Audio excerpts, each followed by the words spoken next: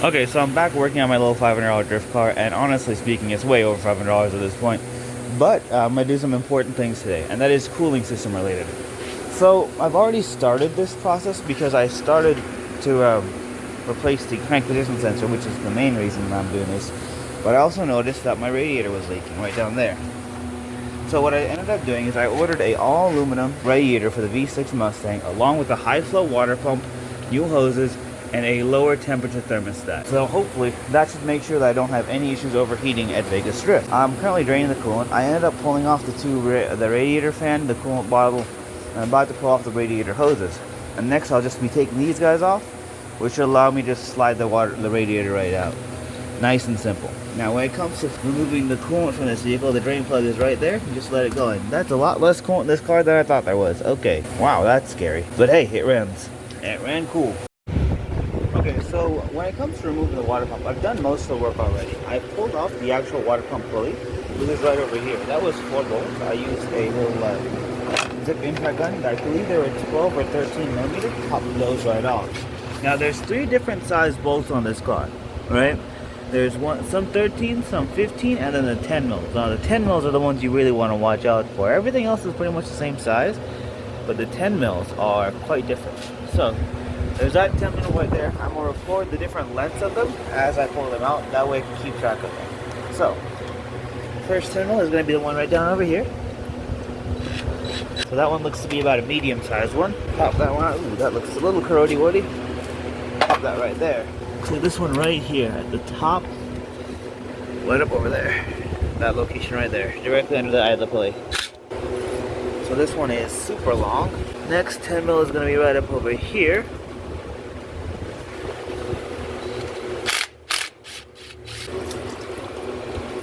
About medium length. Should be, whoop, there's one at the bottom right down there.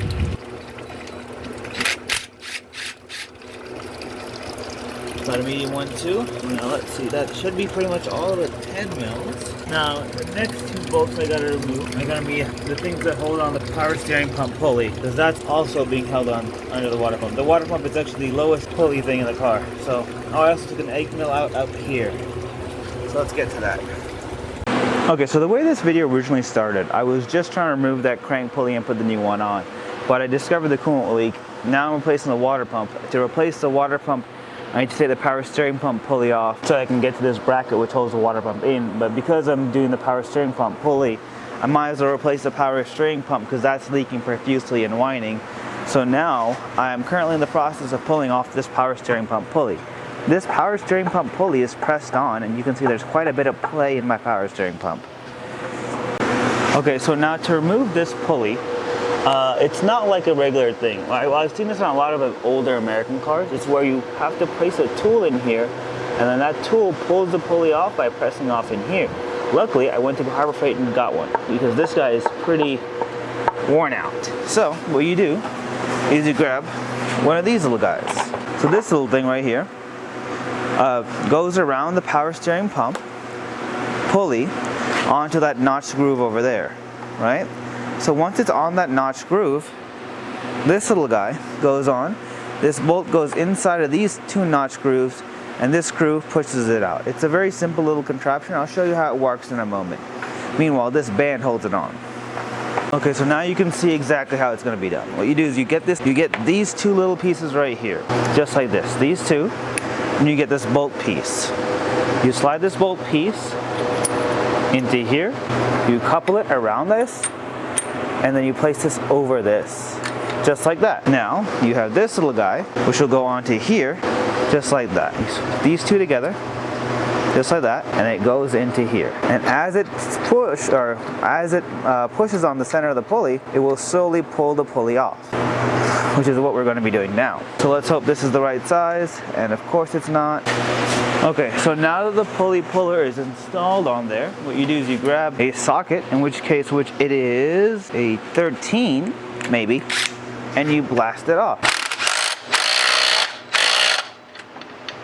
Maybe.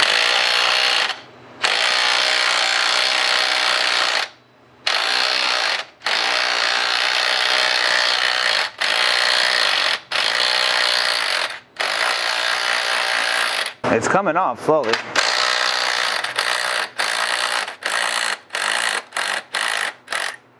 There we go. Pulley is now nice and pulled off. Okay, so now that the pulley is out of the way, we have access to these two bolts, which are what's holding on this bracket, which is also holding on the water pump.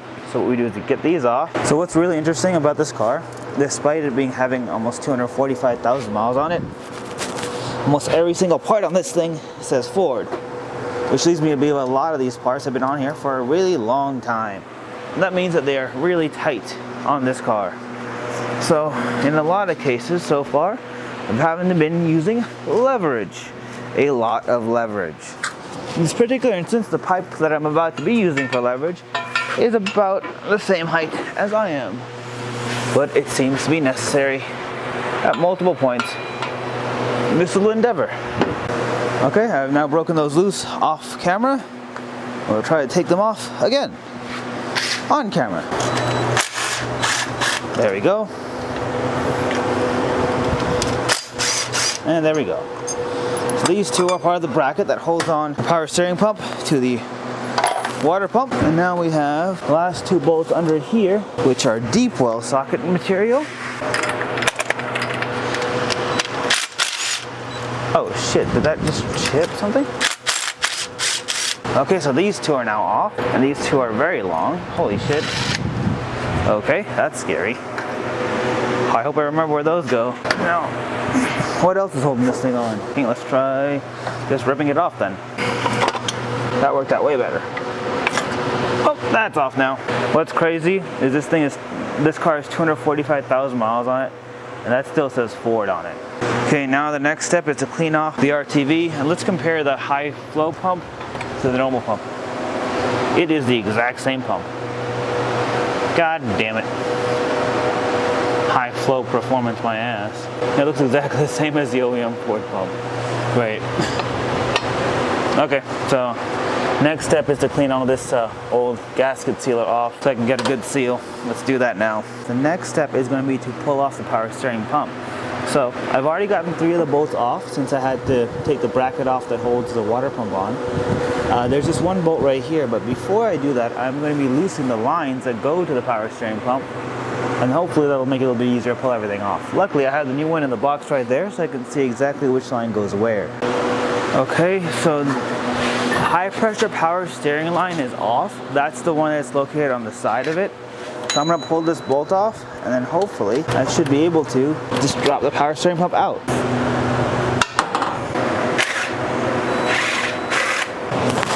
Wait, is this pump not even leaking? I mean, something is leaking.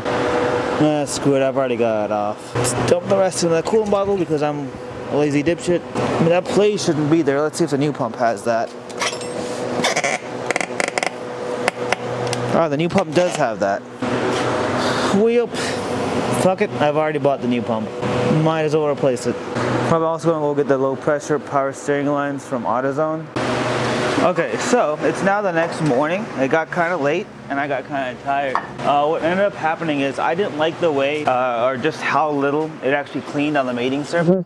So I'm gonna be using this bristle wheel to clean off the scale on the deposit. I can't use this at night because it does require my air compressor rerunning, and it's pretty loud. Okay, so now the next thing to know before putting this on is that there's a little rubber O-ring right here. It's super easy to miss because this thing is usually covered in a bunch of whatever gunk. So don't forget to replace this rubber O-ring. It does come in the kit with the water pump, at least for me. So I'm gonna replace that rubber O-ring and then start putting the pump in. I'm gonna add a little bit of water pump sealer around the gasket, then I'm gonna offer up the gasket and the water pump to the car and bolt it all in there. Oh yeah, you can tell this O-ring is literally like disintegrating as I pull it out. It's completely trash. Compare that to like the new one, it's a huge difference. But I will say the new one is pretty small. I might add a bit of water pump sealer on top of this too, to be honest with you. Okay, so there's that. Okay, so now the next plan is to take this water pump gasket. We'll put like a thin layer of water pump sealer on here. I'm pretty sure you're not supposed to do this, But I've done it on a bunch of cars and I've had good luck. If you don't want to do it, I don't recommend doing it because it might cause a leak in the future, but hey, just in case for me, right? So what I'm gonna do is I'm gonna just spray a thin layer of this on one side, pop it up to there, and then put another layer on the other side. Okay, now the sealer and the pump are going on. Okay, so now we grab the 2 long bolts on this side, right there. So there's those 2, that one goes there.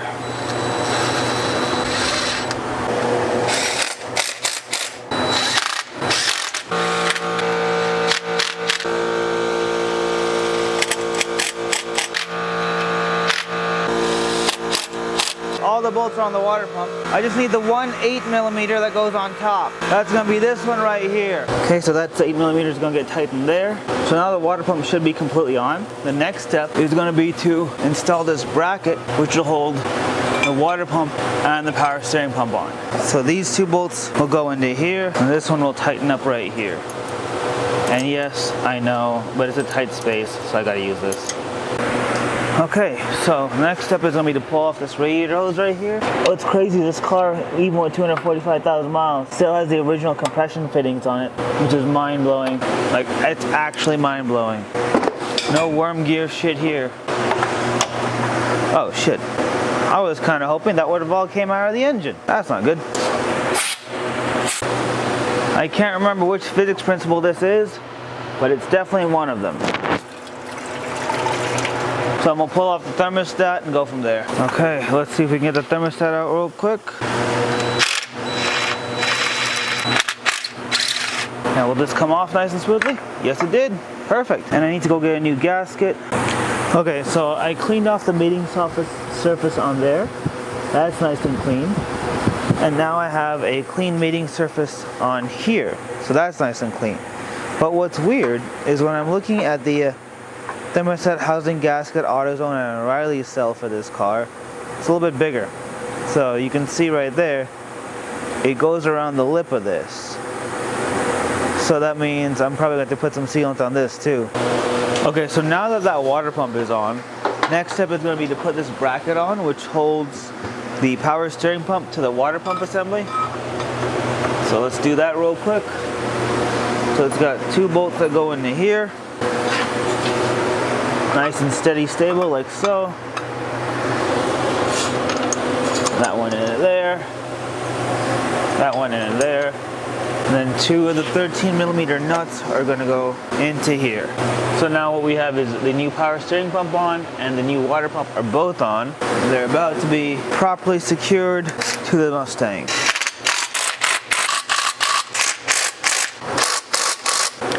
Okay, so that's nice and in. Okay, the next step is going to be to retighten this bolt that I took off earlier, which I didn't have to. This is going to be this one right here.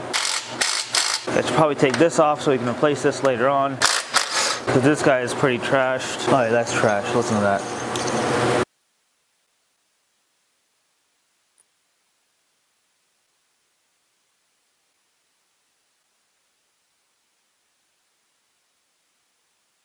Okay, so now I'm just gonna pop the little the serpentine belt on there temporarily, just so I can get it to hold the pulley in place.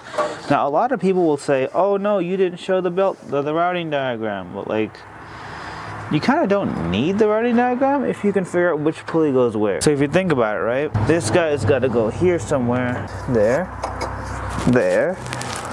like that, there, down here, and then around the power steering pump. Simple. It just took some common sense to think about it for 30 seconds and then boom, I got it. So I'm gonna get a 14mm wrench to loosen that and then, or hold it, or 18 actually. There we go.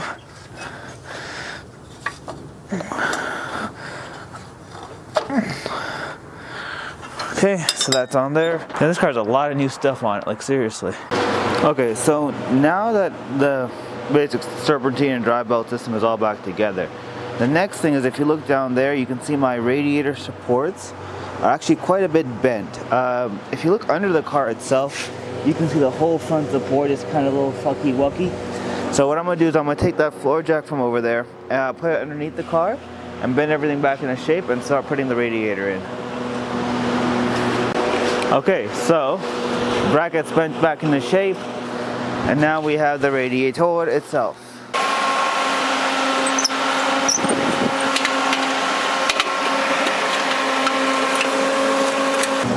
Okay, damn, that was way too easy. Okay, that's nice and securedly in. That's literally better than when I bought the car. So the next step is the radiator brackets, which are these two right here. So that's gonna go on there. What's funny is, no, even with all the stuff I've done to this car, it still looks completely stock. Like, you would never tell that there have been any modifications to it at all. Also, this radiator appears to be one for the automatic, because it does have the input and output ports for the automatic transmission cooler, but since I won't be needing them, I guess I could just take them off or maybe cap them later. But now, next step is a radiator fan. Oh yeah, this is way more secure than it used to be. Then the radiator fan weighs more than the damn radiator. Okay, so this right here is the lower radiator hose on this car. This Mustang, and here's the new continental hose. I pulled the spring out from the old radiator hose, and I'm currently like twisting it into the new one. I ended up just pulling it out and twisting it in just like I'm doing with this one. I don't know why there's a spring in here, maybe to hold its shape or something, but if it's there, there's probably got to be a reason for it, right? So I'm not twisting and pushing this one in. So basically the last part of the video that you saw was about a week ago. I put all the radiator hoses on this car, buttoned everything up, got it running, and drove it from the garage to right here.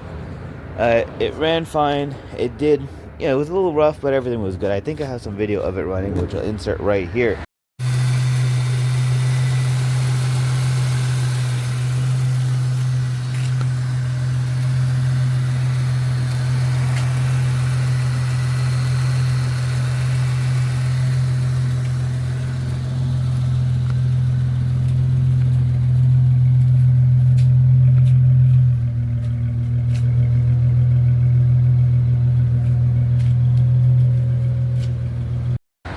And everything was good. No leaks from the cooling system or the power steering system. I'm pretty sure I'm this close to knocking out every single leak that this car has. And for a 245,000 mile car that didn't get a lot of maintenance and love, I'm getting there. But came back a week later to start it, to take it to work, would not start. I noticed that the little key fob thing didn't make the sound it normally does when it unlocks the car. The lights didn't come on. And yeah, so I'm either thinking it's like an anti-theft issue, which if it is the case, I'll make a video on disabling the anti-theft and go from there. But first I gotta figure out if I have spark, and I bought a spark plug testing kit, so I'm gonna be going through that whole step process pretty soon here in a minute. Our injector tester kit too. So yeah, point being, everything is installed, cooling system is all good, car ran, no leaks. Everything was great for 1 week, and then the car didn't want to start again. So yeah, if you like this video, hit like. If you want to see me figure out why this thing isn't running, and maybe figure out why the anti-theft or whatever it is messing up, and hopefully disables the anti-theft, hit subscribe, because that'll be coming soon.